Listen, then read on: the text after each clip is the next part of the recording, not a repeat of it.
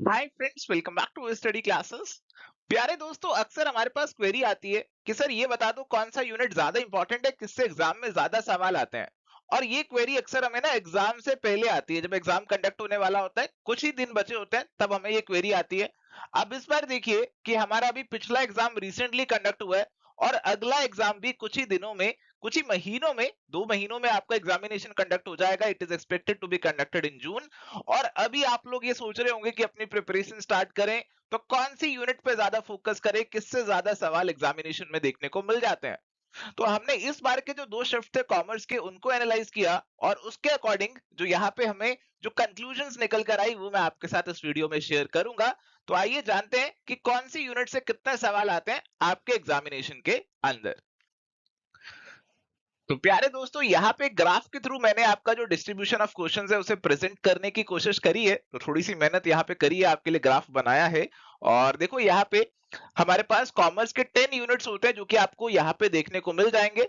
और ये 10 यूनिट्स के साथ साथ हमने यहाँ पे एक एक्स्ट्रा ऐड किया है हेड, जिसका नाम दिया है केस स्टडी बेस्ड क्वेश्चन। देखो पहले मैं इनको केस स्टडी वालों को यूनिट के साथ ही क्लब कर देता था, बट उसमें कई स्टूडेंट्स को ये फिर पता नहीं लग पाता था कि क्या केस स्टडी भी अलग से पूछी जाती है, अलग से उसकी क्लैरिटी नहीं मिल पाती थी। अब मैं आपको यहाँ पे अलग से कर रहा हूँ केस स्टडी को, कि आपके 10 क्वेश्चंस आते हैं केस स्टडी के। आपके शिफ्ट 1 में भी आए, शिफ्ट 2 में भी आए, मैनेजमेंट के पेपर में भी आए। तो आपके कॉम्प्रिहेंशन पैसेज जो है वो पेपर 1 तक सीमित नहीं है। अब पेपर 2 में भी आपको 2 कॉम्प्रिहेंशन पैसेज देखने को मिलेंगे, जो कि थोड़ा सा करंट सिनेरियो से रिलेट कर सकते हैं, एचआर का कोई इशू हो सकता है, मार्केटिंग का कोई इशू हो सकता है। तो उससे जुड़ा हुआ आपको केस स्टडी बेस्ड पैसेज भी देखने को मिल जाता है। और इसके साथ साथ हमारे जो बाकी 10 यूनिट्स बचते हैं, अब उनमें से किससे ज्यादा सवाल आ रहे हैं, किससे कम सवाल आ रहे हैं, वो देखने की कोशिश करते हैं। तो अगर मैं बिजनेस एनवायरनमेंट और आईबी की बात कर रहा हूं, तो यहाँ पे शिफ्ट 1 और शिफ्ट 2 में आप देख सकते हैं, शिफ्ट 1 आपका ब्लू वाला है और शिफ्ट 2 आपका ऑरेंज वाला है। तो शिफ्ट 1 में 8 सवाल थे, शिफ्ट 2 में 9 सवाल थे। अकाउंटिंग ऑडिटिंग में 11-11 सवाल थे। इकोनॉमिक्स में 8 और 7 है। फाइनेंस में 10 है दोनों में। और स्टेटिस्टिक्स और रिसर्च में 10 और 8 है। मैनेजमेंट और एचआरएम में 9 और 11 है। और बैंकिंग और फाइनेंस के अंदर 6 और 11 है। एक पैसेज आपका बैंकिंग से जुड़ा होगा, इसलिए यहाँ पे आपके बैंकिंग के सवाल कम हो गए, क्योंकि वो पैसेज में आ गए होंगे। इसके अलावा आपका मार्केटिंग से 11 और 8 है।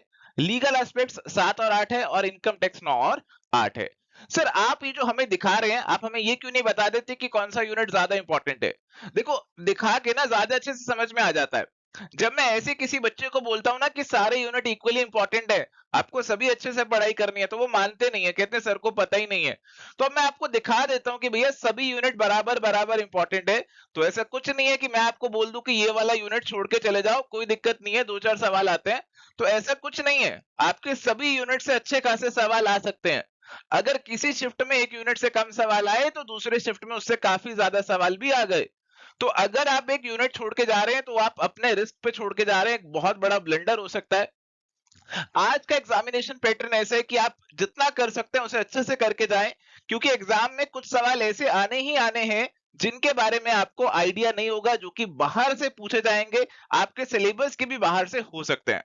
तो जो भी आपके सिलेबस में चीजें आपके कंट्रोल में रह सकती हैं, जिनको आप कवर कर सकते हैं, अगर आप उनको भी छोड़ के जाएंगे, उनकी भी सिलेक्टिव पढ़ाई करके जाएंगे, तो पेपर के अंदर आपको काफी सारे सवाल जो है वो छोड़ने पड़ेंगे, या फिर ऐसे ही मार्क करेंगे, जिसमें आपकी गलतियां बहुत ज्यादा होंगी, एक्यूरेसी बहुत कम होगी, और अल्टीमेटली आप अपना गोल अचीव नहीं कर पाएंगे। तो एक बार मैं फिर से दोहरा देता हूं, अभी आने वाले एग्जाम में थोड़ा समय है, तैयारी कर सकते हैं। तो सभी यूनिट्स को पढ़ाई कीजिए। एक आधा टॉपिक आप छोड़ना चाहते हैं, आप छोड़ सकते हैं, बट पूरा यूनिट छोड़ना एक बहुत बड़ा ब्लंडर है, और ये आपको कभी नहीं करना चाहिए, मैं कभी रिकमेंड नहीं करूंगा। और यहाँ पे हमारा जो ये डिस्ट्रीब्यूशन है, उसे आई होप आपने देख लिया, और आपको ये जो बातें मैंने बताई वो समझ में आ गई हैं। और अगर आप सोच रहे थे कि स्टडी क्लासेस से आप कोई कोर्स ज्वाइन करेंगे, फुल कोर्स या फिर टेस्ट सीरीज या फिर कोई प्रैक्टिस के लिए एमसीक्यू का कोर्स, तो आप ज्वाइन कर सकते हैं। आपको सभी कोर्सेज पे फ्लैट 40% ऑफ मिल जाएगा। प्रोमो कोड आपको फ्लैट 40 अप्लाई करना है। ये ऑफर आपका लिमिटेड पीरियड के लिए ही अवेलेबल रहेगा।